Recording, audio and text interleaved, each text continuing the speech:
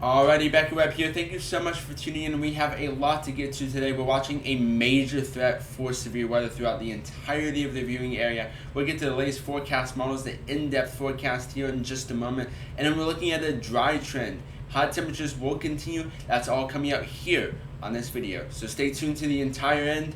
We'll get you those latest details. Alright, let's start off with the latest severe weather outlook through much of today. We're watching a slight risk, level 2 out of 5 for severe weather, including the Asheville Metro, portions of the Charlotte Metro, and north of Greenville, Spartanburg, including your East Tennessee counties. Again, this is a level 2 out of 5 for severe weather. So again, relatively concerning today. You want to make sure you have ways to receive weather watches and weather warnings. We'll look at those forecast models here in just a moment. So you want to stay tuned, watch the entirety of this video because you will be well informed before these storms arrive. So again, you really want to stay tuned here. Again, slight risk for severe weather. Let's go ahead here and look at the latest details of what we should be expecting today. So the positive part we have here is the tornado risk is limited. The hail risk is also limited. So the main threat we're watching here is winds. Winds 55 to 65, even upwards of 70 miles per hour with any thunderstorm. Cannot be ruled out in this highlighted yellow region here. So again, you want to make sure you have ways to receive weather watches and warnings throughout much of today. Howler weather will be on standby, will be live if necessary through much of today. So again, relatively concerning out of all. We'll look at those forecast models here in just a moment. We'll look at it a little bit later in this video, and we'll give you that latest timing of what you should be expecting it so you don't get surprised if you're doing any outdoor activities. So again, you really want to watch out for that. Alright, so this is going to be a different type of video here. We're going to be looking at the HRRR, which is the current thing that you see on your screen right now. We'll look at the latest threats there, then we'll compare it with the GFS model, look at a more widespread all the way through September 1st of what could be expected. But I want to go ahead and start off here with the HRRR here and talk about when that severe weather threat is expected through much of today and what locations can and can't see. Because remember, this severe weather threat, it's mainly going to be in one specific area. One place could see it, the other place could not. So again, not everyone is going to see this threat here. But as we continue, starting off the morning is going to remain relatively nice. Hot temperatures will continue, so really want to watch out for that throughout much of today. Then we start to the 4 and 5 p.m. hour. We start to see severe weather threat pushing in from portions of East Tennessee into our western North Carolina mountains. So really want to watch out for that. We'll probably say around the 3 to 4 p.m. time frame, we'll probably see those severe weather threats start to escalate a little bit more. Then it starts to push its way into the western North Carolina mountains. This is towards 7 p.m. Thunderstorms are moving in from East Tennessee, so again, I would probably say 4 or 5 p.m. East Tennessee region. Really want to watch out. The severe weather threat will continue. Then it's going to push its way into our western North Carolina mountains as we continue into the evening and overnight.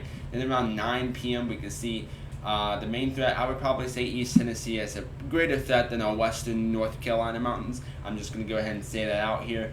But I mean, out of all, as these storms start to push its way into the portions of the North Carolina-Tennessee state line here, these storms will start to diminish because of those high terrain mountains.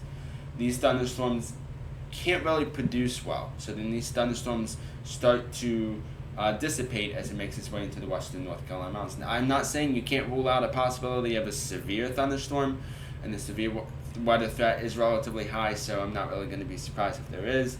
But as we see, by 9 p.m. this evening, out of all, it's going to start to remain relatively nice and calm. Then as we get towards 11 p.m., some stray shower and thunderstorms are possible, but much of the threat has significantly ended here.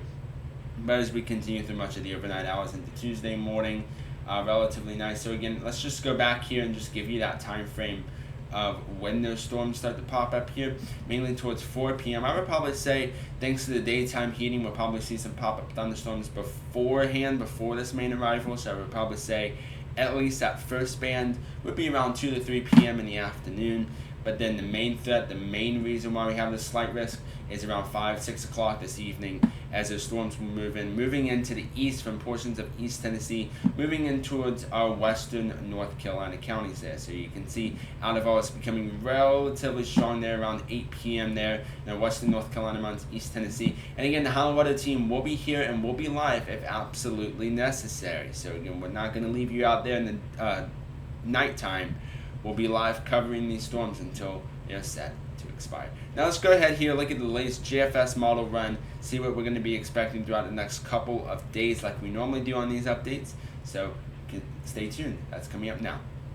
Alright, starting off the day on the GFS model here around 3 p.m. this evening. This evening is August 17th, by the way, if you're watching this and don't know the date, just to give you an update there. Around 3 p.m. out of all, this GFS model is not really showing significantly anything.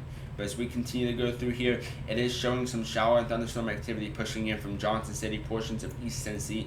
The GFS model is the one that most companies, most weather channels, most meteorologists, forecasters rely on the most.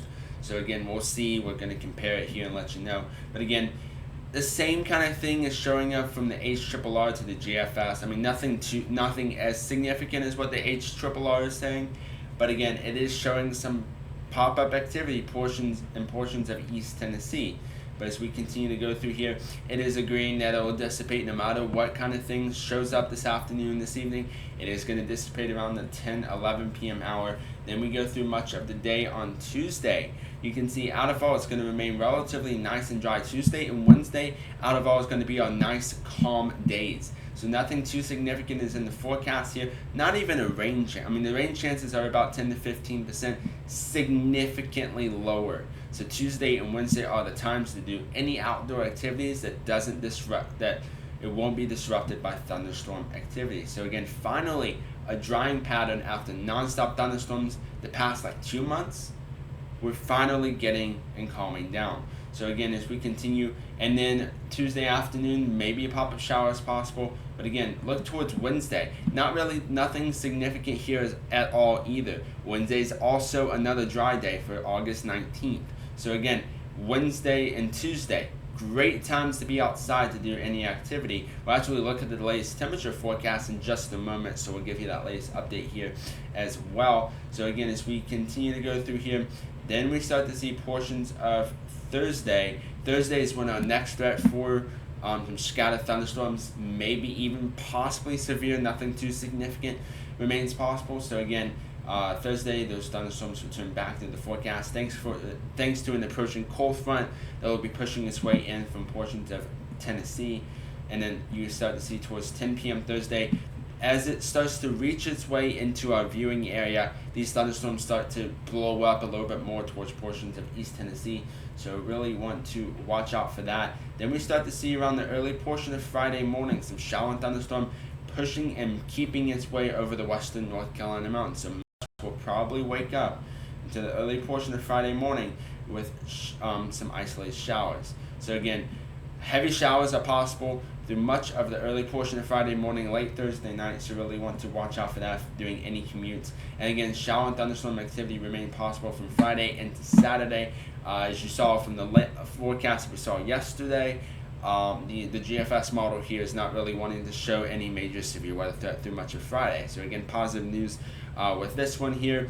Nothing too significant. We'll watch and we'll monitor Thursday night and keep you updated because we might see an isolated flood threat too early, but we're going to be watching that here. So again, portions of Saturday, rounds and rounds of heavy rainfall are very possible through much of the 22nd of August. So really want to watch out for that as we continue to go through here. Then portions of Monday is going to remain relatively nice and dry. North Carolina, Piedmont, relatively nice and dry. Maybe a pop-up shower is possible. Again, remaining relatively nice here. Then we start to see towards portions of Tuesday. Tuesday, some very heavy rainfall is pushing in. This is the 25th. This is not tomorrow. This is the next week. So again, heavy showers are going to be pushing its way in, moving east here from portions of East Tennessee into our western North Carolina mountains here. So really want to watch out for that. Then we start to see dry conditions continue through much of Wednesday and Thursday of next week. So again, another drying trend remains a possibility here. And then portions of Friday remaining nice and dry as we reach the 28th as we get very close to the end of August, which is just around the corner. I don't know what to think about that either. Probably you guys don't either. But again, some isolated showers are possible through much of the 29th on Saturday. And then drying trend remains, and then some possible showers are possible through much of Sunday, August 30th. Again, we can't tell you if it's going to be severe. We can't tell you if there's going to be a thunderstorm. It is way too far in advance. These kinds of forecast models the reason why we're showing these forecast models is just to tell you what we could see. This could significantly change, but this is something that we could see around this time frame. But this is the reason why we do these in-depth videos, is just to let you know what we could possibly see here. But again, as we continue to go through here just a little bit more, then we see Monday, August 31st. Also, you know whose birthday is August 31st? Well, not the shirt, but me. My birthday is August 31st. So looking at the forecast for my birthday, remaining nice and calm all the way through September 1st, which is just around the corner, and I really can't believe it myself either. Let's go ahead here and look at the latest forecast of what we could see throughout the next 3 to 4 days with temperatures as the drying trend remains. Alright, so here's the latest GFS model run for temperatures here, starting off the morning around 10 a.m. August 17th, which is today obviously. Temperatures will be in the 80s, 88 in Greenville, Spartanburg, Columbia sitting at 92 degrees, so again, those hot temperatures will remain, but as we get through much of Monday, it's gonna be hot. Another day of hot temperatures, 95 in Asheville, 102 in Greenville, Spartanburg, 103 in Greenwood, 105 in Columbia, and 102 in Charlotte. And I'm sitting here, as I'm recording this update here, there's still no AC in the studio, so it's going to get a little bit warm here. So again, as we continue, again, cooler temperatures will continue through much of the overnight, mid-60s there, upper 70s, so nice temperatures through much of the overnight hours. Great thing to fall asleep to. Then, luckily, as we get through Tuesday, which is the first day of our drying trend, it's going to be a little bit cooler, talking about lower 90s in the western North Carolina mountains.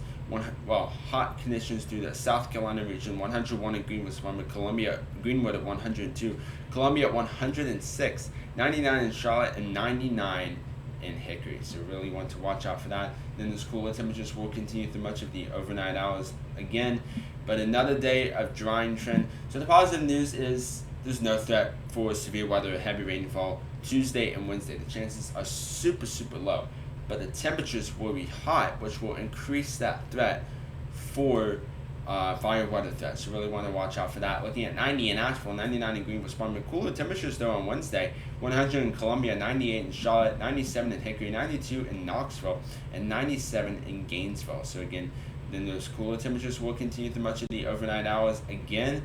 And then look at Thursday, 92 cooler temperatures in Asheville, 92, 86 there in Johnson City, 101 in Greenville, Spartanburg, 102 in Greenwood, 103 in Columbia. And then as we continue to go through here, cooler temperatures continuing through much of the overnight hours. Then the cold front pushes its way through. We're finally talking about cooler temperatures. 85 for a high in Asheville, 96 in Greenville, Spartanburg, Columbia at 96. 87 in Knoxville, and 87 in Gainesville. So again, those cooler temperatures will remain. And in portions of Saturday, check this out. As the cold front pushes its way through on Friday, where we see this heavy rainfall threats through much of Friday, this is the high temperatures. This is 2 p.m. on Saturday. 77 for a high in Asheville, 85 in Greenville, Spartanburg, Columbia staying relatively hot at 91, 72 in Charlotte, and 83 in Hickory. So again, those cooler temperatures are finally back into the forecast. And then we look at Sunday, those temperatures will be on the increase side, around 84 in Asheville, 90 in Greenville, Spartanburg, 92 in Greenwood, and 96 in Columbia. So again, sadly, those hot temperatures will yet again return. Well, that'll do it for it. That will do it for me. I'm Chief Weather Forecaster Becker Webb. Thank you so much for tuning in. I think I do need to get a haircut here, so we'll get that done hopefully sometime soon if I don't put it off. Thank you so much here for tuning in. Again, the time frame of the severe weather threat, I would probably say, is during the afternoon hours around 2, 3, 4 p.m. Then we start to see the main line of storms like we saw before on the HRRR model, move in around 5, 6 o'clock from portions of East Tennessee into our western North Carolina mountains. So again, that's when the main threat, that's when the main concern is. Those temperatures will yet also again cool down on Saturday. So again, great news there. Thank you so much here for tuning in. Have a great rest of Sunday. Keep it tuned to Honolulu Weather. Make sure you click that subscribe button, turn on that notification bell, check out the 24/7 live stream, and we'll be live if absolutely necessary for severe weather coverage. Again, thank you.